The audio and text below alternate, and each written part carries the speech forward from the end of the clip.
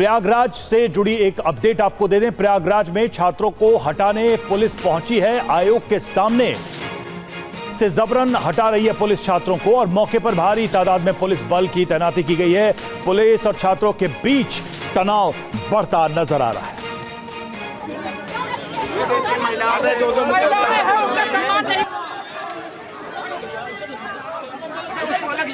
तस्वीरें आप देखिए, छात्रों को हटाने के लिए यहां पर पुलिस पहुंची है। भारी पुलिस बल की तैनाती यहां पर की गई है। प्रयागराज में ये छात्र प्रदर्शन कर रहे थे, लेकिन यहां पर आयोग के दफ्तर के सामने जो छात्र बैठे थे उनको वहां से जबरन पुलिस हटाती नजर आ रही है। देखिए तस्वीरें, प्रयागराज की हम तस्वीरें आपको दिखा रहे हैं, जहां पर प्रोटेस्ट कर रहे छात्रों को हटाने के लिए पुलिस इस वक्त मौजूद है।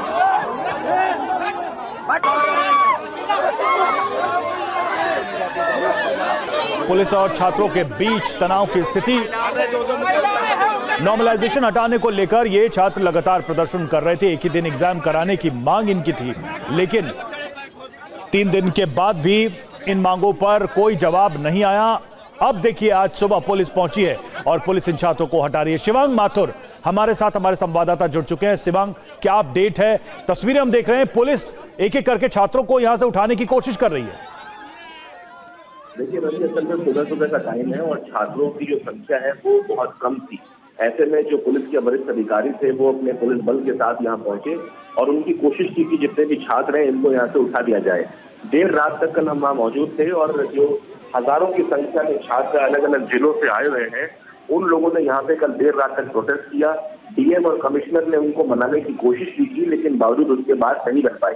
ऐसे में अब सुबह का समय है, इस वक्त छात्रों की संख्या बहुत कम होती है।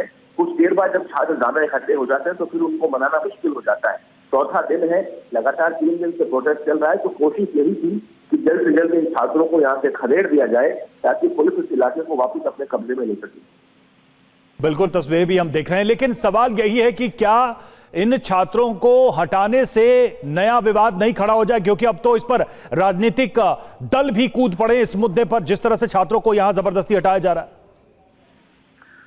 देखिए, जिस तरीके से बीते 3 दिनों को अगर आप देखेंगे तो सिवाय राजनीतिक बयानबाजी के ना तो कोई नेता यहाँ पहुंचा है समर्थन देने के लिए और ना सरकार की तरफ से कोई इनसे संपर्क साधा गया है।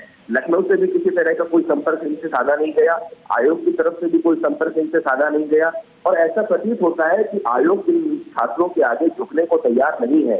चौथा दिन है आज, देखना होगा किस तरीके से सरकार और आयोग इनसे बात करने की कोशिश करता है, लेकिन अब तक मौजूदा स्थिति को अगर आप देखें और समझें तो उससे पता चलता है कि इन छात्रों के आगे आयोग झुकने को तैयार नहीं है। शुक्रिया आपका शिवांग इस अपडेट के लिए, इस जानकारी के लिए। और देर रात जिस समय हजारों प्रतियोगी छात्र उत्तर प्रदेश लोक सेवा आयोग के दफ्तर के आगे प्रदर्शन कर रहे थे, उस समय टीवी 9 संवाददाता शिवांग माथुर भी मौजूद थे। उनकी रिपोर्ट आपको दिखाते हैं।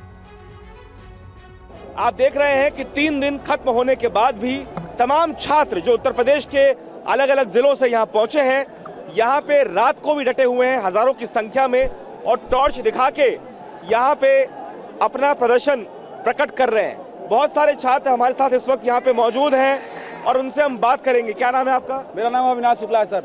शुक्ला, ये बताइए कि जो ये टॉर्च से आप लोग पूरा प्रदर्शन रात को कर रहे हैं, इसके पीछे की मंशा मेरी सर क्या कहना चाहते? हमारी मंशा सर एक ही है, जो अंधकार आयोग में फैला हुआ है इस फ्लैश के माध्यम से, इस आधुनिक यंत्र के माध्यम से दूर किया जा सके और जो धूल इनकी मानसिकता पर जमी हुई है वो दूर हो। हमारी सिर्फ एक ही मांग है, नो नॉर्मलाइजेशन, 1 शिफ्ट 1 एग्जाम। कि कोई छात्रों से 5 लोग जाए डेलीगेशन जो कि वहाँ बात करें।